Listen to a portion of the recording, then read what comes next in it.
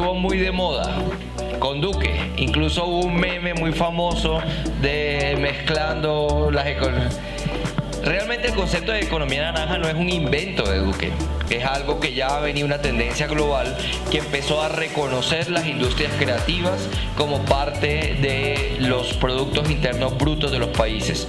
Hay países realmente que en gran parte devengan sus ingresos de economía naranja, de tener la posibilidad a través de estas industrias creativas de generar recursos. Y les voy a poner algunos ejemplos. Y ahí está Andorra. Andorra es un país muy pequeño que está entre España y Francia. ¿Y qué ha hecho Andorra? Recoger todo el talento de personas, sobre todo creadores digitales de España y de algunos otros sitios de Europa, con la finalidad de atraerles a este pequeño país. Esto es un país que queda entre montañas y lo que hizo fue tener una inversión muy alta en conectividad para desde Andorra empezar a sacar contenidos, pero adicionalmente eso lo combinó con todo lo que tiene que ver con estímulos fiscales. ¿Qué quiere decir esto? Que mientras en España, en Francia o en cualquier lugar de la Unión Europea estas personas que son creadores digitales ganan mucho, pero tienen que pagar muchos impuestos, en el caso de Andorra tienen unas exenciones por relocalizarse, por estar viviendo en Andorra. ¿Y saben qué pasó? La gente se pasó a vivir a Andorra y eso le ayudó a Andorra a ponerse en el mapa. No estoy diciendo que ahora todos nos mudemos para allá, pero es un poco también el reconocimiento de cómo estas industrias creativas mueven la economía. Y en ese sentido, el gobierno anterior particularmente empezó a hablar antes de la pandemia de todos estos temas de economía naranja.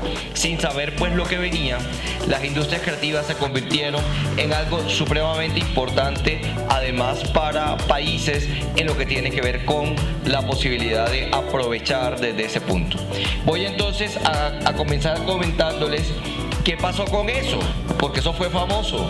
Y así como que se pasó de moda, como que no, y no se pasó de moda, existe todavía. Quiero contarles que para ese momento entonces el gobierno colombiano empezó a meter el tema de economía naranja muy duro, al punto que sacó una ley en el año 2017 sobre economía naranja. Esa ley estuvo acompañada de una serie de estímulos fiscales y además con la creación de áreas que se llamaban áreas de desarrollo naranja. Áreas que permitían que en ese espacio se pudieran generar entornos donde pudiéramos tener toda la apropiación y el aprovechamiento de las industrias creativas. Pero llegó la pandemia, llegó un nuevo gobierno y llegaron unas nuevas perspectivas y entonces no se acabó, sino que se transformó. Se cambió entonces el concepto de economía naranja y hasta el 2022 entonces se impulsó lo que se llama la economía naranja. Incluso había un viceministerio que trabajaba sobre esos temas de economía naranja. Vamos a ver entonces de qué se trata, en qué estamos y cómo podemos sacar provecho a esta economía naranja. Quiero empezar, primero me toca como abogado contarles de dónde viene esto y por qué es importante. Y que tampoco vean que es un embeleco. ¿Saben qué es un embeleco? Como una locura, ¿no? Como que una cosa que... esto se volvió una cosa de gente joven. Eso es un embeleco ahí que ellos quieren sacar plata con eso. No. Resulta que en Colombia lo que se hace básicamente es tomar como referencia la posibilidad del desarrollo de un derecho humano. Cuando nosotros hablamos de la conceptualización de los derechos humanos, hablamos de unas normas que tenemos nosotros, particularmente desde el año 1948. Cuando finaliza la Segunda Guerra Mundial, todos los países del mundo se reúnen en la Organización de Naciones Unidas y se emite una Declaración Universal de Derechos Humanos. En esos derechos humanos hay un desarrollo de esos derechos humanos que nos habla además de la posibilidad de algo muy importante que casi nunca mencionamos. Pues siempre se habla en derechos humanos, derecho a la vida, derecho al buen nombre, derecho a la dignidad, derecho a la salud, a la educación, pero hay unos derechos humanos que están contenidos en esa declaración y que tienen un desarrollo importante que se llaman derechos económicos, sociales y culturales, conocidos como los DESC. En esos derechos económicos, sociales y culturales, y por eso estoy yo aquí parado, porque mi especialidad es trabajar en derechos humanos, en esos derechos económicos, sociales y culturales están contenidos la posibilidad de que la gente tenga un sustento, que la gente pueda tener una vida, porque nos pasamos hablando de derechos humanos como si fuera algo abstracto, y la gente viene a espacios a oír hablar de derechos humanos, pero se van para su casa y al otro día no tienen que comer.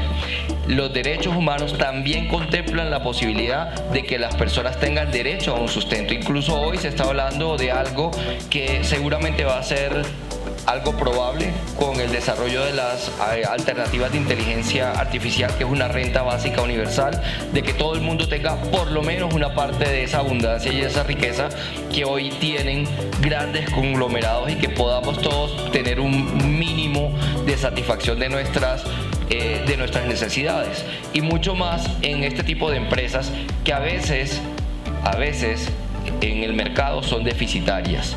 Y voy y resalto el tema de a veces, porque las industrias creativas y culturales arrancan habitualmente siendo ejercicios quijotescos, ejercicios como que son difíciles de pegar en el mercado. Entonces, ¿qué tiene Colombia frente a este tema? Creo que no lo logramos finalmente con la presentación en el televisor. Bueno, quiero contarles entonces que tenemos un marco normativo que, como les digo, arranca en el año 2017 con lo que se llamó la Ley Naranja. Esa ley es la Ley 1834 del 17, que además en el año 2019 tiene un instrumento de política pública que se llama COMPES. No voy a adentrarme en eso, pero dentro del COMPES lo que hace es tener como reservado un recurso y tener una plata para que varias entidades puedan desarrollar ese proceso. Ese COMPES está vigente, y está vigente por 10 años, va hasta al 2030, y dentro de ese COMPES, por eso no era difícil desmontar el tema de la economía naranja. Desde ese COMPES entonces luego llega la transformación y el cambio del nombre. Quizás lo que le rayaba a la gente que llegó nueva en el gobierno era que la gente asociara economía naranja con el tema del gobierno anterior, con Duque. Entonces, ¿qué pasó? Sencillamente tú le cambias el nombre y fabuloso.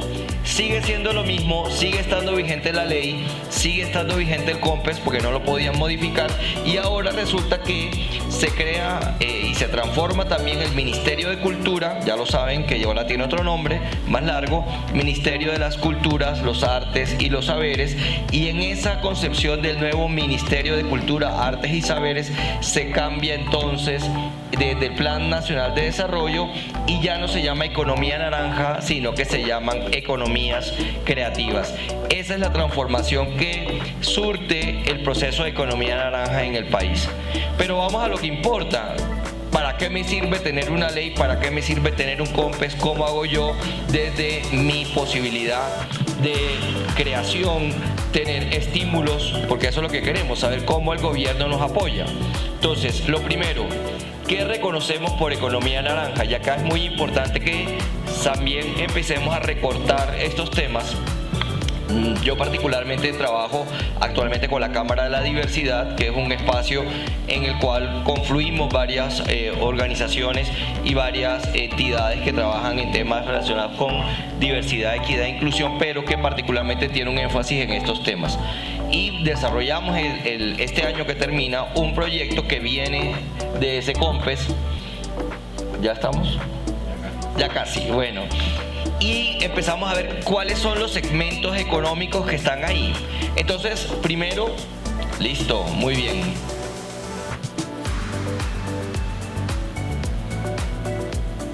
Hasta ahí. Listo, entonces empezamos a, muchas gracias, empezamos a delimitar cuáles son estas industrias, a qué se refiere, con qué industrias culturales están ahí contenidas. Y están contenidas en diferentes segmentos, y cada vez que nosotros hablamos de industrias creativas hablamos de esto: artes y patrimonio, donde se encuentran la música, la danza, el teatro, la literatura y la gastronomía. Ese es un escenario de economía dentro de lo que es artes y patrimonio. El segundo, industrias culturales, donde están cine, televisión, radio, editorial, videojuegos, y están también las industrias creativas como diseño, arquitectura, moda, software y publicidad. Ustedes verán unas que dicen, pero que aquí esta no me parece que debería estar. ¿Cómo así que la moda está metida aquí? Ellos no son como otro escenario. Oiga, pero ¿cómo así que cine y televisión? ¿Qué tiene que ver eso con lo...? Todo eso es lo que quedó contemplado, y para nuestra legislación, que además se adecua con las cosas internacionales o con todas las diferentes instrumentos internacionales, se incluyen. Incluso la generación de contenido en plataformas digitales está acá en industrias culturales, entendido también como cine, televisión, radio, procesos editoriales y videojuegos. Vamos con la siguiente entonces, para contarles que en ese escenario hay unos estímulos del sector público, hay unos instrumentos de apoyo que se han abierto precisamente y que quizás muy poca gente sabe. Yo tuve la fortuna de trabajar en el Ministerio TIC y de hecho estuve en el proceso dentro del cual se hizo el impulso a la nueva ley TIC, que permitió varias cosas. Lo primero que permitió era el cierre de un poco de la brecha digital, incluso antes de la pandemia, cuando no sabíamos que venía eso, y Colombia abrió la posibilidad de tener un ancho de banda que permitiera incluso tener un nuevo operador, que fue WOM. Pero adicional a eso se creó un fondo único. ¿Cómo estaba antes todo organizado? Básicamente estaba segmentado. Todo lo relacionado con televisión era parte de la telefonía y era parte de las radios comunitarias y era parte, y cada uno tributaba y pagaba, y era como una segmentación. Gracias a la ley TIC creamos un gran fondo que recauda al año más de 10 billones de pesos. Estamos hablando de 10 billones de pesos para estímulos, y particularmente en lo que tiene que ver con esto que encontrábamos, que hubo una oposición, particularmente cuando hablábamos del tema de radio y televisión, del recurso que pagaban las empresas privadas, particularmente RCN y Caracol, por la concesión de televisión. Porque en lo que eran los medios públicos, o lo que es radio, RTBC, Radio Televisión de Colombia, en Radio Televisión de Colombia había otro proceso que financiaban desde allí proyectos, y tuvimos mucha oposición de ellos. ¿Y saben por qué? Porque resulta que esos procesos eran casi endógenos, que solamente unos pocos sabían cómo bajar recursos, y claro, ellos se beneficiaban pero dejaban al resto afuera. Eso es lo que quiero decirles, que estos programas de estímulos en muchos casos, a pesar de que se ha tratado de abrir, siempre solamente participan los mismos. Siempre participan los que se enteran, y es por eso necesario este proceso de pedagogía que habitualmente lo hace mucho Bogotá Nocturna, y particularmente el esquema de nuevos talentos que se hacen con los premios BNTV y con todo el sistema del directorio de artistas, porque nos ayuda a que la gente conozca que existen este tipo de cosas. Tenemos inicialmente un programa nacional de estímulos. Tenemos también un programa nacional de concertación cultural, tenemos el Fondo de Economía Cultural y Creativa, tenemos los beneficios tributarios de la Ley Naranja, que básicamente acá a las empresas que apuesten en temas creativos van a tener una reducción de carácter impositivo, lo que se conoce un poco dentro del otro escenario como obras por impuestos. Adicionalmente tienes líneas de crédito de Bancoldex, acá se llamaba la línea naranja, pero claramente le cambiaron el nombre y ahora se llama línea de crédito preferencial Cultura Adelante, para que las industrias creativas, las de la economía naranja, estas que mencioné anteriormente, pueden financiar capital de trabajo, sustitución de pasivos y modernización de sus empresas. Adicionalmente hay un fondo que es mixto, que se llama CoCrea. No sé si algunos conocen ese esquema de financiación de CoCrea. Nosotros tuvimos la posibilidad, además con Efraín y la gente de Corpensa, de tener una socialización en el marco de un evento que hacemos a nivel nacional, la Cámara de la Diversidad, y ahí básicamente es la financiación de proyectos culturales en todos estos escenarios de economía, que además tienen un estímulo tributario muy fuerte para las empresas. Casi que la empresa que logra financiar estos proyectos tiene un rédito que incluso está en un 120%, es decir, ganan, o sea, reciben lo que dieron más 20% más. En este tema de esquema de CoCrea hay convocatorias para proyectos culturales buscando enfocar esfuerzos y recursos en áreas como también cultura de paz, fomento de las artes y patrimonio, y todo lo que tiene que ver con la cultura. Sigamos. Bueno, ¿qué otros estímulos hay en el caso esto es del sector público? ¿Qué otros esquemas hay a los cuales acudir en el sector privado?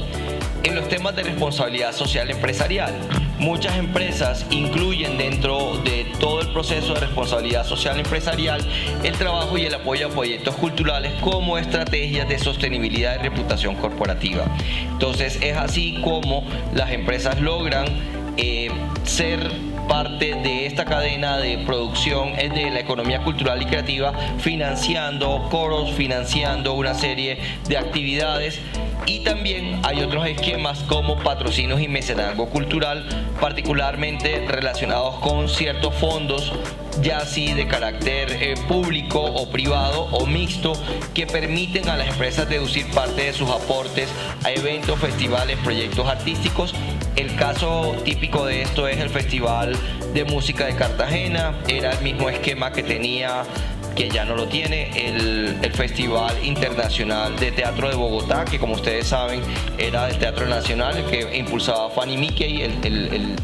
Este era la figura de ellos, que básicamente organizaban un festival y ese festival recibía, a través del mecenazgo cultural, recibía una plata, pero a su vez ellos daban un certificado de donación a las empresas y ayudaban a sacar incentivos fiscales para que estas empresas lo hicieran. Lo que hace la Fundación Salvi, que es la que organiza el Festival de Música de Cartagena, es esta la figura, y que está además, ¿cuál? Colombia Moda también tiene una parte de estímulos fiscales, y esto está básicamente relacionado con la ley 397 del 97, que fue modificada por la 1834 del 2017. Lo otro son alianzas de carácter público-privado.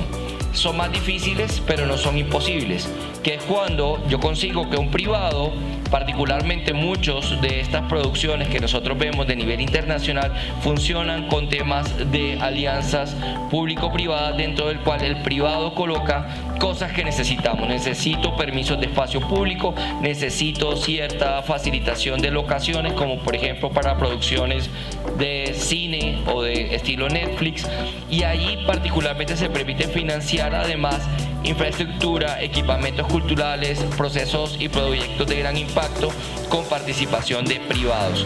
Entonces hay un menú que tenemos en este tema de lo privado en la economía cultural y creativa. Hay otros esquemas desde el sector privado, como los fondos de inversión y crowdfunding creativo. Esto es muy importante y creo que varios hemos conocido ya algunas plataformas que se dedican a este crowdfunding, que además permiten tener recursos incluso de microdonaciones.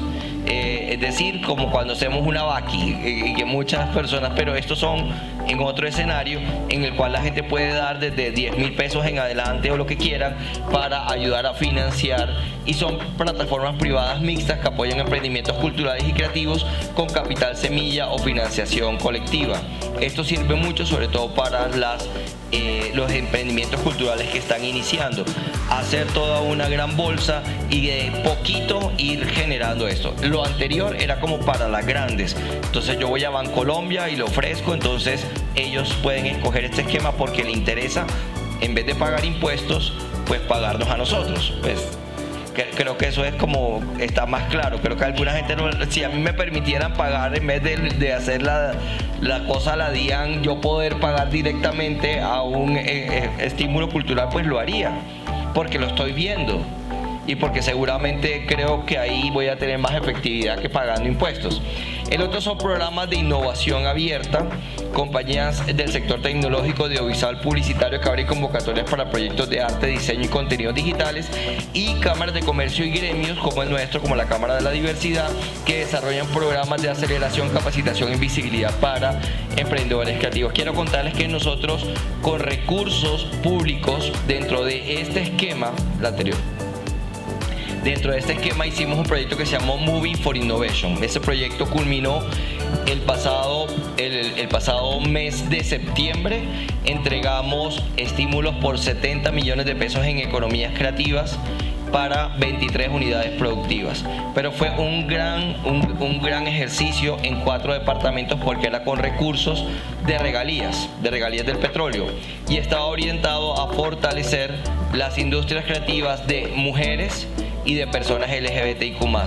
Ese esquema que nosotros estamos ahora buscando replicar en otras regiones del país tuvo escenario en Bogotá, Cundinamarca, Santander y Boyacá, y fue totalmente exitoso porque lo que hizo fue aportar a estas unidades productivas de estos segmentos poblacionales en generar procesos de innovación, y que además fue acompañado no solamente de un proceso de formación y capacitación, sino que también de aceleración con recursos económicos en especie, pero que claramente ayudan a cambiar el tema. Entonces tuvimos emprendimientos de moda, estuvimos emprendimientos culturales, y fue un proceso que inicialmente benefició a un poco más de 1.200 unidades productivas de los 4 departamentos, que luego viene un segundo filtro donde hay un diplomado que hicimos con la Universidad Distrital en Industrias Creativas e Innovación, y luego las 120 mejores apuestas de estos 4 departamentos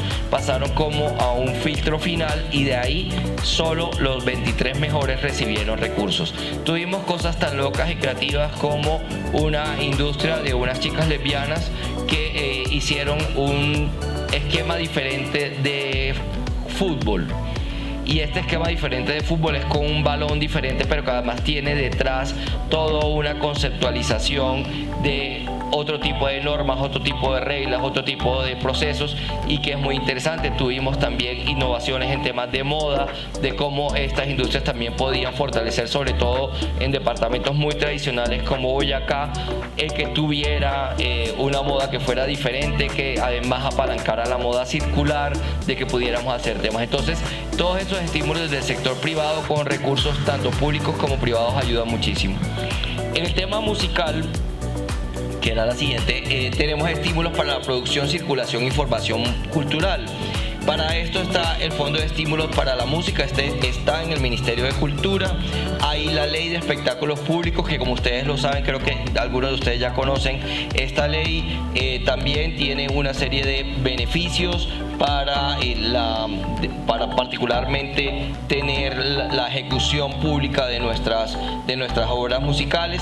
La plataforma Circula, que es para la movilidad artística, con convocatorias que permiten financiar, voy a quitar aquí porque están tomando foticos, entonces para que quede bien la foto, que permite el tema de no solamente apoyar, sino que facilita el desplazamiento en giras nacionales e incluso giras internacionales.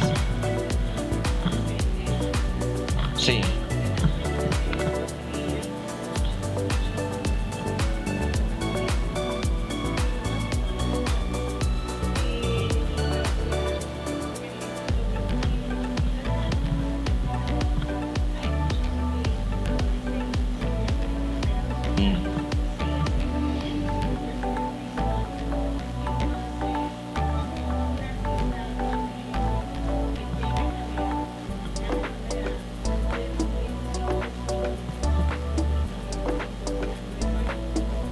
Sí, ese es un reto y es muy importante esa pregunta.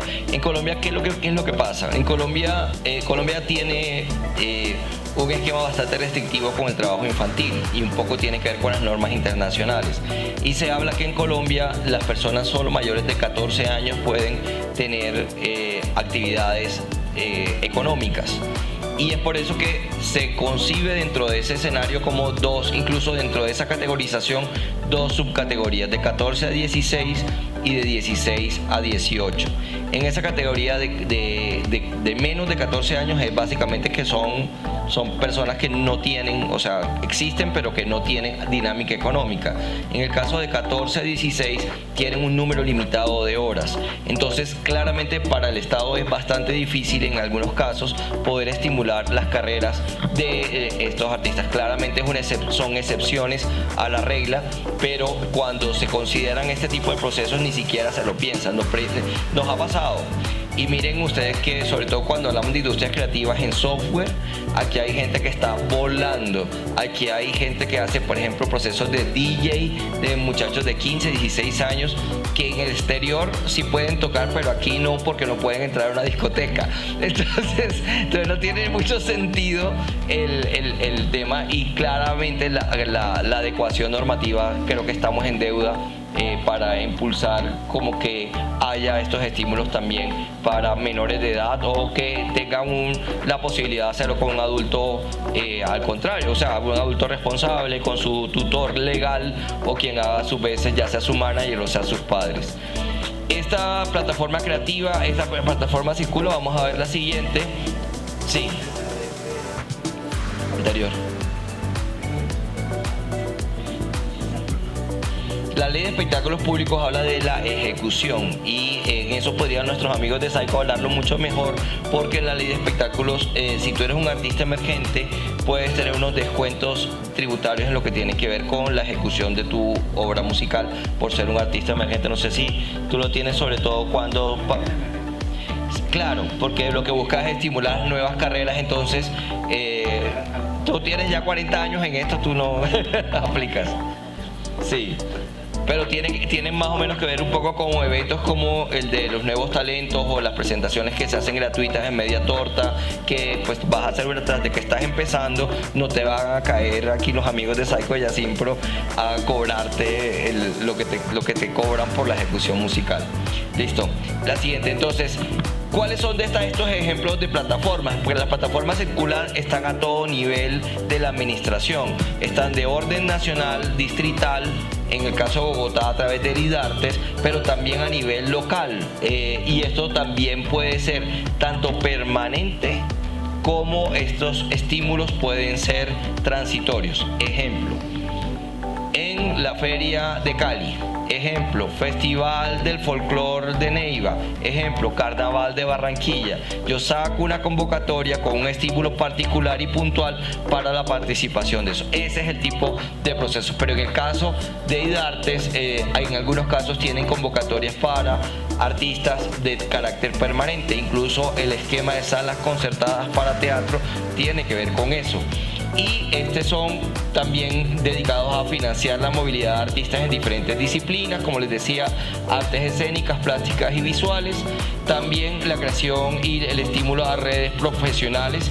Algunas se centran en la construcción de redes para difusión y venta de obras artísticas. Esto tiene que ver mucho más con el tema de arte pictórico. Y el tema de plataformas digitales y apps, hay una iniciativa que financia el Ministerio de Cultura que se llama Aparta Cultura, que usa la tecnología para conectar y hacer redes para que puedan tener un mercado, y también lo que se hace con el BAM y con otro tipo de escenarios que ayudan a la movilidad y a dar a conocer nuestros artistas a nivel nacional. Ya vamos terminando, sí, la siguiente. Y ¿cuáles son los retos que tenemos? Particularmente en este escenario, lo que necesitamos avanzar es un poco en el tema de formalización laboral de todas estas personas que hacen parte de las industrias creativas. Aquí se ha tratado, particularmente desde el Ministerio del Trabajo, de encasillar en alguna manera a los creadores culturales, pero es basado en una realidad. Y muchas veces no tienen esquemas claros de beneficios en seguridad social, por ejemplo, y hoy tenemos un boom de personas, particularmente en lo que tiene que ver con redes sociales y todo, que como son gente que trabaja por cuenta propia, no tiene esa formalización. Hay otros sectores más tradicionales que sí lo tienen, pero hay otros que van llegando apenas. Ha ayudado mucho el tema, por ejemplo, en actores reconocidos que luego de ver cómo figuras de la televisión habían casi terminado sus últimos días en situaciones precarias y de pobreza, entonces llega la ley Pepe Sánchez, llegan las otras leyes que obligan de alguna forma a reconocer esto. ¿Por qué? Porque son empresas temporales. Entonces, ¿cómo hacemos para que esta formalización laboral pegue en el tema de cotizar para una pensión, de tener una seguridad social, de tener acceso a una ARL, acceso a todo lo que tiene que ver con el esquema de salud, pensión y de normas que tienen que ver con lo laboral? Acceso a financiación en regiones. Este es un reto muy importante porque si bien es cierto existen estos estímulos puntuales, pareciera que sobre todo en municipios pequeños solo se acuerdan de este tipo de industrias cuando tienen eventos culturales. Entonces, Festival de la Panela, Festival de la Naranja, Festival de lo que haya, y ahí como que la alcaldía hace el check-in, dice, listo, chequeado, ya no tengo que meterle más a esto. Y acá hay un desbalance muy fuerte al punto que quienes están apostando a estas industrias culturales desde los territorios, en algunas ocasiones o la mayoría de las ocasiones tienen que trasladarse a otros territorios, tienen que venir a una ciudad grande porque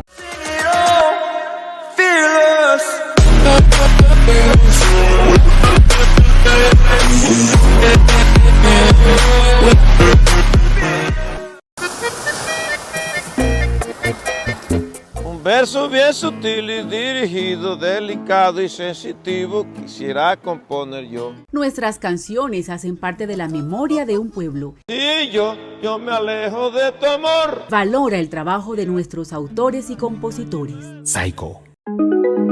Visita Centro Comercial Neocentro, Avenida Jiménez, carrera 10ª, esquina, y vive la mejor experiencia de hacer tus compras de tecnología, moda, calzado y mucho más. Además, conoce nuestra oferta gastronómica en el 7º piso, en la plazoleta de comidas con toda la comodidad y seguridad que tú mereces. Visítanos, Neos Centro Comercial. ¡Qué bien! Has elegido venir o estar en Colombia para tus vacaciones. Lugares increíbles y realismo mágico te esperan.